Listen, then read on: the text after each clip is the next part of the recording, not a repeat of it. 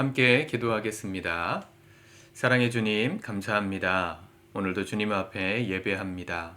예배드리는 우리의 마음이 주님 안에 기쁨이 되기를 원합니다. 또 예배하는 우리의 삶이 하나님의 은혜로 채워져서 기쁨을 누리는 하루 되기 원합니다. 성령께서 오늘 예배하는 성도들의 마음 가운데 찾아가셔서 모든 마음의 근심 걱정 소원을 이루어 주시고 주께서 축복하시는 하루로 이 하루 걸어갈 수 있도록 인도하여 주옵소서. 예수님의 이름으로 기도드립니다. 아멘. 우리 찬송가 278장 찬양하시겠습니다.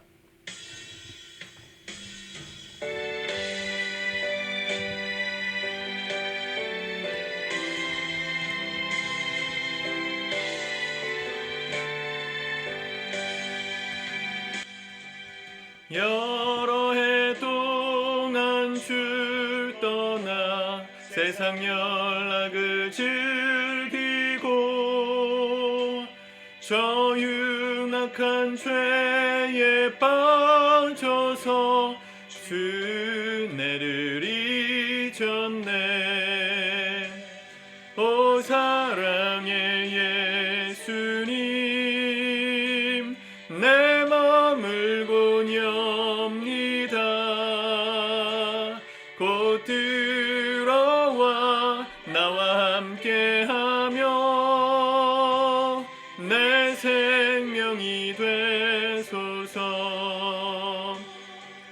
죄악에 죽을 인생을 심히 불쌍히 여기사 저 하늘의 영광 버리고 이 세상에 오셨네. 오 사랑의 예수님, 내 맘을 고뉩니다. 곧 들어와 나와 함께하며 내 생명이 되소서. 홍포를 입은 구주는 가시면류관 쓰시고 저 십자가 높이 달리사 그 아픔을 참았네. 오 사랑의 예수님, 내 맘을 고뉩니다. 곧 들어와 나와 함께하며 내 생명이 되소서.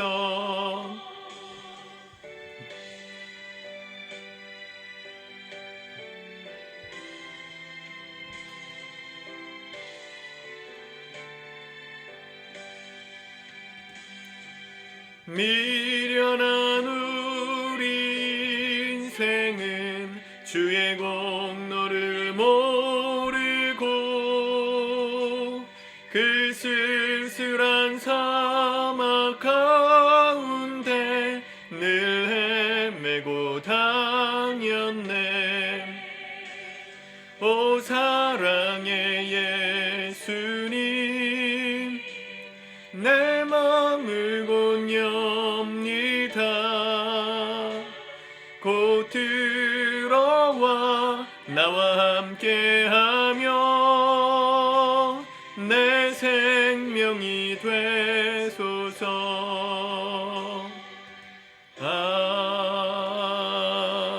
아멘. 아멘. 오늘 하나님 말씀은 우리 누가복음 15장 1절에서 32절까지의 말씀입니다. 같이 읽고 묵상하도록 하겠습니다. 또 이르시되 어떤 사람에게 두 아들이 있는데 그 둘째가 아버지에게 말하되 아버지여 재산 중에서 내게 돌아올 든깃을 내게 주소서 하는지라.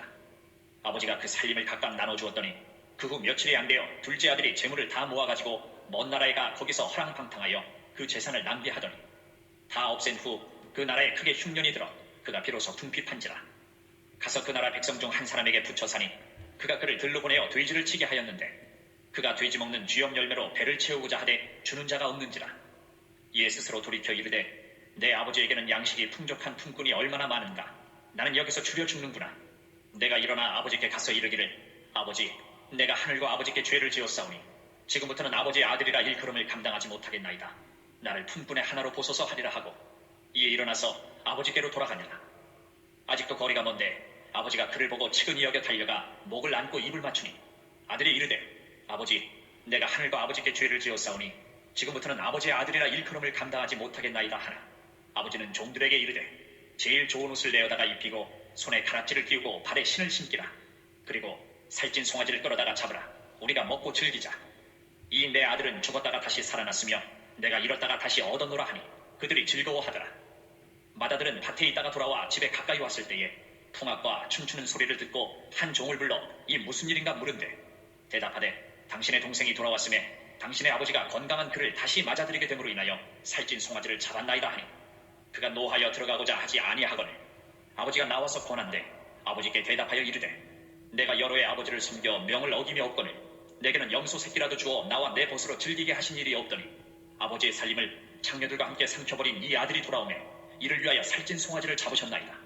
아버지가 이르되 예, 너는 항상 나와 함께 있으니 내 것이 다 내 것이로되 이 내 동생은 죽었다가 살아났으며 내가 잃었다가 얻었기로 우리가 즐거워하고 기뻐하는 것이 마땅하다 하니라.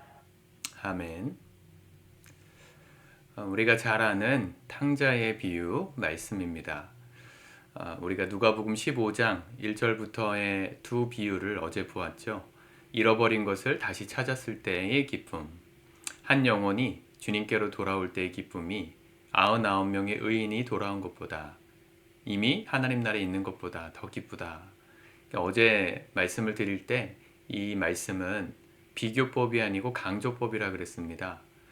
누구와 누구의 경중의 차이를 비교한 말이 아니라 그래서 죄 짓고 돌아온 사람이 거룩하게 산 의인 99명보다 더 하나님의 기쁨이 된다 이렇게 비교한 게 아니라 그만큼 한 영혼의 가치가 중요하다 이렇게 강조한 표현이라 그랬죠. 오늘도 이 탕자의 비유에서 두 아들 중에 두 번째 아들이 방탕하다가 아버지께로 돌아와서 회복됩니다. 돌아왔다는 게 잃어버렸다가 얻은 앞에서의 비유와 똑같은 말씀이고 그 모습을 못마땅하게 여겼던 첫 번째 맏아들 그의 모습이 사실은 지금 예수님께 다가와서 질문하는 세리와 죄인들과 함께 드시는 예수님을 힐난하는 이 바리새인과 서기관들을 가리키는 거였겠죠. 우리는 하나님 앞에 죄진 게 없었음에도 우리가 살찐 송아지를 우리를 위해서 잡아주신 적이 없거늘 저 죄짓고 돌아온 저 둘째 아들 같은 세리와 창녀들을 위해서는 왜 살찐 송아지를 잡고 파티를 벌여주십니까? 왜 이런 생각을 하게 되는 걸까요? 비교하니까. 여러분 우리가 받고 있는 축복으로 충분한 겁니다. 내게 주신 은혜가 내게 족하다. 사도 바울이 그런 고백을 하죠. 우리는 근데 내게 주신 은혜가 족하다, 만족하다 이런 고백을 잘 하기 어려워하는 것 같아요. 내게 주신 은혜가 얼마인지 세어보고 또 남이 받은 은혜가 얼마인지를 세어보면 내가 좀 덜 받은 것 같으면 내가 받은 게 있음에도 서운한 감정이 커지잖아요. 하나님의 은혜는 그렇게 비교하는 게 아닙니다. 달란트를 받을 때 누군 5달란트, 누군 3달란트, 누구는 1달란트 우리는 이 말을 듣자마자 비교하기 때문에 1달란트 받은 사람은 되게 속상했겠다 이런 생각을 한단 말이죠. 성경이 비유는 그런 비교법으로 보시면 안 돼요. 각자에게 주실 분량만큼의 은혜를 주시는 거예요. 세상의 계산으로는 그게 더 많아 보일 수 있지만 하나님 나라 백성의 시각에서 또 계산법으로는 동일한 은혜입니다. 하나님 우리를 가장 잘 아시는데 왜 똑같은 일률적으로 그죠? 하나같이 모두 다 1달러씩 받아야 된다. 그게 공평하다라고 말하는 건 마르크스주의죠. 공산당에서는 하는 얘기죠. 그렇죠. 근데 그렇게 공산당이 꿈꾸던 모두가 평등한 사회, 모두가 똑같이 나눠가는 사회가 정말 평등한 사회가 되었습니까? 그렇지 않죠. 또 모두가 평등하게 나눴다고 한들 그들이 가진 그것이 모두에게 충분한 것이 되었습니까? 배고파서 400만 명 가까이가 저 북한 땅에서 90년대 초에 기아로, 기근으로 굶주려서 죽지 않았습니까? 여러분, 세상이 말하는 평등이 비교법으로 말하는 그 평등이 선이 아니에요. 결코 그렇지 않습니다. 지금 뭐 어느 정당에서 국민 기본소득으로 뭐 25만 원씩 주자 뭐 이런 법안을 발의한다고 한참 막 실갱이를 하고 있잖아요. 코로나 때도 각자 코로나 걸린 사람들마다 지원금을 얼마씩 책정해서 주자. 또 지역 화폐를 얼마씩 그냥 주자. 전 국민에게 해서 실제로 집행하지 않았습니까? 사람들은 그렇게 똑같이 25만 원씩 받는 거에 대해서 공평하다 생각하는데 실제로는 그렇지 않죠. 25만 원이 없어도 사는 사람에겐 그 돈 사실은 안 줘도 되는 것이고 25만 원을 줘도 살기 어려운 사람에겐 더 줘야죠. 그게 공평한 거 아닙니까? 근데 사람들은 숫자에 약해요. 오늘 마다들의 마음에 뿔이 난 이유도 자기가 받은 은혜, 사실은 어떤 은혜를 받았습니까? 아버지 말씀으로 비유하면 31절에 예, 너는 항상 나와 함께 있으니 내 것이 다 내 것이로되. 아버지의 모든 것이 첫째 아들의 것이었어요. 둘째 아들이 받은 것은 살찐 송아지하고 새 옷, 새 신발 정도였어요. 그렇죠? 그러면 누가 더 받은 거예요? 단순 비교를 해봐도.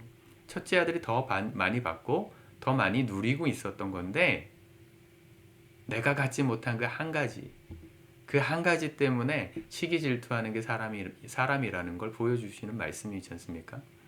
선악과를 왜 따먹었을까? 그렇게 에덴 동산이 화려하고 완벽했다면 왜 그 선악과를 따먹었을까? 뱀이 유혹을 잘해서였을까요? 아니에요. 인간의 마음에는 기본적으로 내게 없는 그 한 가지가 결핍이 있으면 그것까지도 갖고 싶어하는 욕심이 있기 때문이에요. 선악과 이외에는 모든 나무의 과실을 다 먹어도 된다 하셨습니다. 그럼 그거 먹으면 되지. 우리가 먹는 과일만 해도 종류가 얼마나 많습니까? 근데 굳이 왜 그걸 먹었냐는 거예요. 그게 인간의 죄성이에요. 내게 허락되지 않은 단 하나의 금기를 깨고 싶은 거. 그거 허락하지 않는 하나님은 이기적이고 나쁜 하나님인 것처럼 생각하는 이 자만심, 오만함. 그게 우리 안에 죄의 본성입니다. 여러분, 내게 없는 한 가지 때문에 불평하지 마시고요. 오늘 내게 주신 은혜들에 감사하십시오. 하나님이 허락하실 만한 것들을 허락하신 겁니다. 우리가 감당할 만한 시험도 주시지만, 감당할 만한 시험을 주시지만, 감당할 만한 축복도 주세요. 감당할 수 없는 축복을 받는 거, 그거 저주일 수도 있습니다. 여러분들에게 감당케 하실 만큼의 은혜를 주신 것에 오늘 하루 감사하십시오.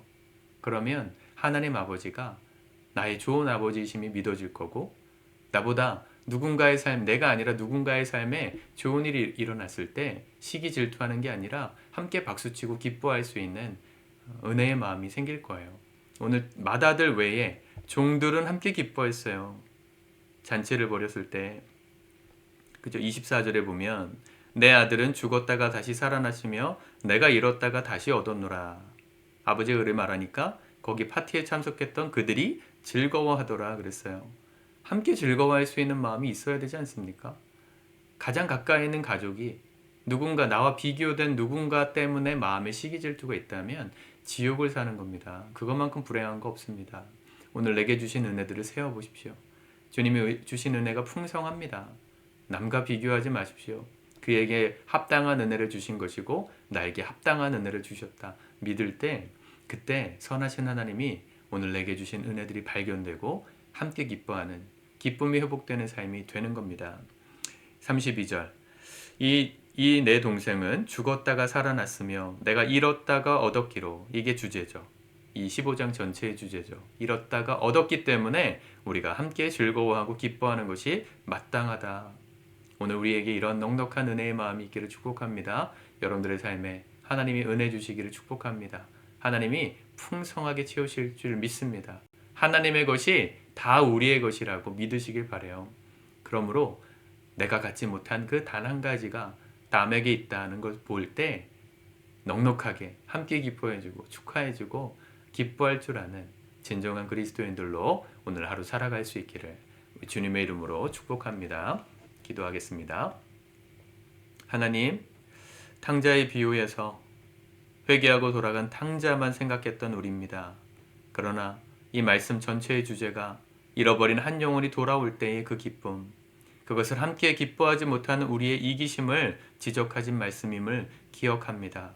오늘 내게 주신 은혜에 감사하며 누군가의 삶과 비교하며 혹은 하나님 불평하고 있진 않은지 우리의 삶을 돌아보기 원합니다.